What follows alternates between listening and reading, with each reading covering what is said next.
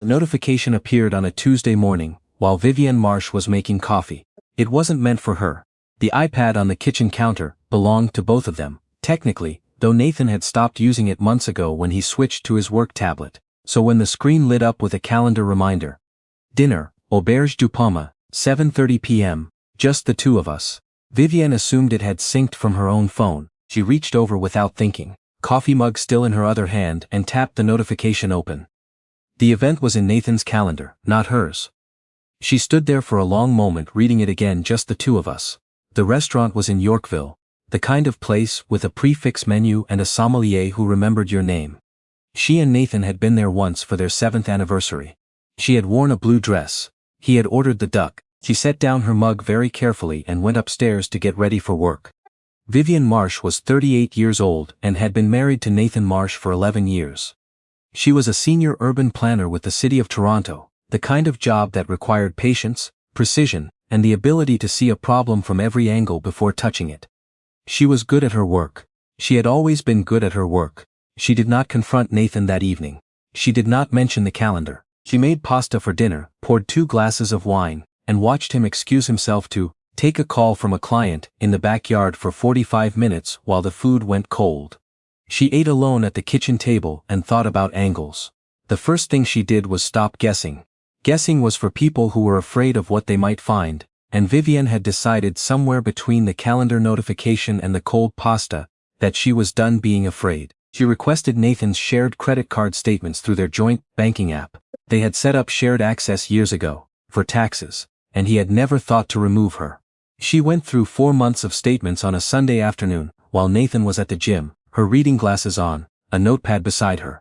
The auberge du pommier charge appeared twice. So did a spa in Niagara-on-the-Lake, a boutique hotel in Ottawa that she had not been invited to, booked over the long weekend in February when Nathan had told her the conference ran late. A florist on Queen Street West, not the kind of florist you used for your wife. She wrote everything down in the notepad and put it in her work bag. Then she called her sister. Joanna picked up on the second ring, which was always a good sign. "Tell me," she said, before Vivienne had said anything at all. That was the thing about Joanna. She always already knew. Vivienne told her. She was surprised by how steady her voice was. She sat at the kitchen table, the same table where she had eaten cold pasta by herself 3 weeks earlier, and described each item on the list like she was presenting to a city council subcommittee. Methodical, clear, no editorializing. There was a long silence on the other end. "How long have you known?" Joanna asked. "About 3 weeks, Vivienne said. "Nathan has no idea that you know." "No." Another pause. "What do you want to do?" Vivienne looked out the kitchen window at the backyard. Nathan had repainted the fence last summer, a project that had taken 3 weekends and produced a very satisfying result. She had brought him lemonade. They had eaten dinner on the patio after. She remembered thinking, "This is enough, this is good, I want to do it right," she said. "I only get to do this once." His name, she learned later, through a friend of a friend, through the particular alchemy of how information moves in a city the size of Toronto when you know the right people, was not what mattered. What mattered was that the woman's name was Renata.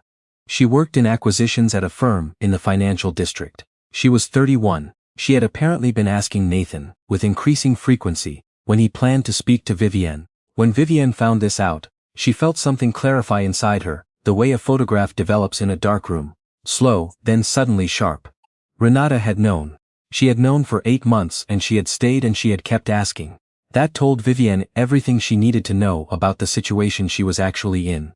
She called her lawyer the next morning. Patricia Okonkwo had been Vivienne's family lawyer for 6 years, referred by Joanna after Joanna's own difficult divorce, and she was exactly the kind of woman Vivienne needed in her corner. Meticulous, unhurried, and quietly relentless. They met for coffee at a place near Patricia's office on Bay Street, and Vivienne brought the notepad and the statements and the screenshots she had taken of the calendar events before deleting her viewing history. Patricia reviewed everything without expression.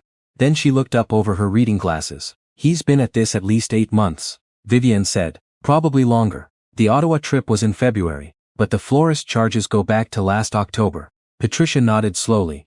"And the house?" "Joint ownership. We've been paying down the mortgage together since year 2. "Your income split?" "Roughly 60-40. I've been the higher earner for the past 4 years." Patricia made a note. She said, "Here's what I want you to do."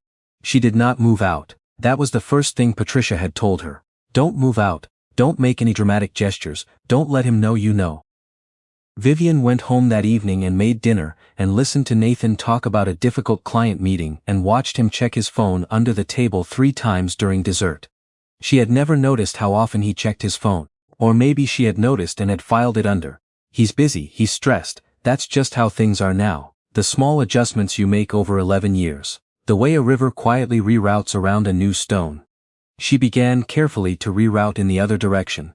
She called the financial advisor they shared and asked for a complete picture of their assets. She went through the filing cabinet in the home office on a Saturday, while Nathan played hockey with friends, and she photographed every document she thought might matter. She moved her personal savings into an account in her name only, which she had every legal right to do, which she had simply never thought to do before. She also, on Joanna's suggestion, started seeing a therapist named Dr. Alicia Fernandez, who worked out of an office in Leslieville and had a cactus on her windowsill that Vivian found oddly comforting. You're very controlled, Dr. Fernandez observed in their second session. Is that a problem? No, I'm just noticing it. A pause. What would it look like if you weren't? Vivian thought about it. I don't know, she said. I've been controlled for a long time. Since when? She looked at the cactus. Since I married a man I thought I could trust. The company Gala had been on the calendar since January. Nathan's firm, a mid-size commercial real estate company, hosted it every year in late spring. At the Fairmont Royal York, the kind of event, with a dress code and a keynote speaker and far too many people standing around, pretending they weren't calculating who was more important than whom. Vivian had attended every year for a decade, standing beside Nathan in various combinations of the same navy dress and the same polite smile, making conversation with partners' spouses, and remembering to ask afars of her children whose names she written on a notepad specifically so she wouldn't forget. This year, Nathan had mentioned, almost in passing, that she didn't have to come if she was too busy. The project she was leading, a major transit corridor review for the city, was well known in their social circle as consuming. It was a perfectly reasonable suggestion. She told him she wouldn't miss it. What Nathan did not know, what he had no way of knowing, was that 3 months earlier, Vivian's department had been contacted by the real estate firm's leadership team about a potential transit access consultation on a commercial development they were planning in the East End. The city planner assigned to the file had gone on maternity leave. The file had been reassigned to Vivian. She had said nothing about this to Nathan. There had not seemed to be a good moment. Patricia, when Vivian told her, had been quiet for a long second. He doesn't know you're on the file? No. And Renata, she works in acquisitions at a competing firm, not his? Correct. So she'll likely be at the gala as a guest. Those events tend to draw from the whole industry. Vivian smoothed the edge of her notepad with one finger. Yes, she said. I expect she will. Patricia looked at her for a moment. You've thought about this. I've had time, Vivian said. The night of the gala she wore a dress she had bought specifically for the occasion. Deep green, structured at the shoulder, the kind of dress that announced something without being loud about it. Joanna had come over to help her get ready, which mostly meant sitting on the edge of the bed and making dry observations while Vivian did her own makeup. You look like someone who's about to win something, Joanna said. I am, Vivian said. She had arranged with Patricia for the papers to be prepared and ready. She had spoken to a process server, a quiet professional named Marcus, who did this kind of work routinely and without drama, and had given him the details he needed. The Fairmont, the main ballroom, the approximate timing. She did not tell Nathan any of this. She rode with him to the gala in a cab, listened to him talk about the keynote speaker, watched him check his phone twice during the ride. She held her small clutch in her lap and thought about angles, the way she always did. The ballroom was as she remembered it: high ceilings, chandelier light, the low roar of 300 conversations happening simultaneously. Nathan was absorbed almost immediately by a cluster of colleagues near the bar, the way he always was at these events. And Vivian accepted a glass of sparkling water from a passing tray, and began to move through the room. She spotted Renata near the windows. She had not expected to feel much, seeing her in person for the first time. She had prepared herself not to feel much, but there was a moment, brief, sharp, like pressing on a bruise, where she looked at this woman in a black dress, standing by the floor-to-ceiling windows of the Fairmont ballroom, and understood the full shape of the past 8 months, in a way that the credit card statements had not quite achieved. Then she turned away, and went to find the firm's managing director. David Harrington had been in the industry for 20 years and had a firm handshake and the slightly weathered face of someone who spent his weekends sailing. He lit up when he saw her. "Vivienne, I was hoping you'd be here." He turned to the man beside him. "Have you met the lead planner on the Broadview Corridor project? She's the reason that application might actually get through council." The man beside him, a senior partner Vivienne recognized from previous galas, extended his hand. "Heard a lot about your work. All good, I hope," she said. It was not planned exactly what happened next. Or rather, she had not scripted it. But she had known the room. She had known where Nathan was. And she had known that sound carries differently in a high-ceilinged ballroom than people expect. David raised his voice slightly to flag down another colleague across the small circle, and Vivienne felt, more than saw, the shift in Nathan's attention from across the room. The way a person goes still when they hear something they weren't expecting. She did not look at him. She talked to David about the East End development, about setback requirements and access corridors, and the timeline for the environmental review. She was articulate and specific and completely at ease, because this was her work, and she was good at it. It was during this conversation that she saw, from the corner of her eye, Marcus enter the room, but explained to Patricia that she did not want it to be cruel. She did not want Nathan humiliated in front of the entire room. That was not the point. The point was precision. The way you choose the exact moment to apply pressure to a structure so it shifts cleanly, without collateral damage.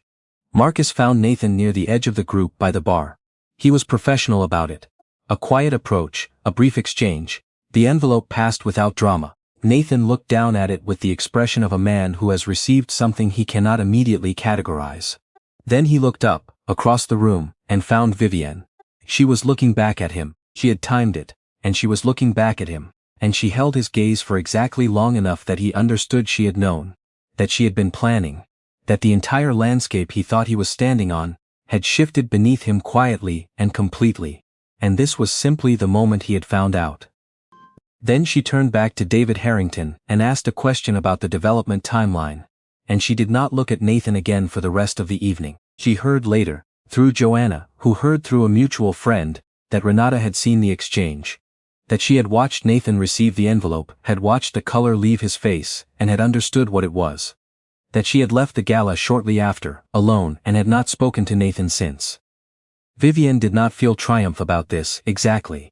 But she did feel something settle, the particular relief of a thing that has been held in tension finally releasing. Renata had made her choices. So had Nathan, and so, for the past 4 months, in her own quiet and methodical way, had Vivienne. The divorce was not fast and it was not simple, because they rarely are. There were assets to divide and a house to appraise and conversations that went badly before they went better. Nathan, in the weeks after the gala, attempted reconciliation twice. Once through a long email that Vivienne forwarded to Patricia without responding to, and Jenser in person in the kitchen, in a conversation that lasted 40 minutes, and ended with him saying I made a terrible mistake, and her saying I know. So did I, and meaning something different by it than he did. She moved into a rental apartment in the annex in July, a second-floor flat with tall windows and a small balcony where she put a single chair and a potted rosemary plant. Joanna helped her move. Dr. Fernandez saw her every 2 weeks. The transit corridor project went to council in September and passed, which Patricia said was good timing for the settlement negotiations, and which Vivienne thought was simply good work recognizing itself. She was not fine immediately. She did not expect to be. There were evenings when she sat on the balcony with a glass of wine and felt the particular grief of 11 years, of the blue dress at the Auberge du Pommier, of lemonade on a summer afternoon and a freshly painted fence. Grief does not require you to have been wrong about everything. It just requires that something real has ended. But there were also mornings, more of them, as time went on. When she made her coffee and stood at her tall window looking out at the street below, and felt something that was not nothing. Something that was close to clean.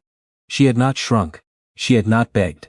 She had looked at the full shape of the situation, and she had planned carefully, and when the moment came she had been exactly where she intended to be. She thought about what Joanna had said, on the balcony one evening in late summer. You look like someone who's about to win something. She hadn't corrected her at the time, but sitting now in her own apartment, in her own chair, with the city spread out below her the way it always had been, she thought that winning wasn't quite the right word for what she had done. She had simply chosen herself, deliberately, with her eyes open.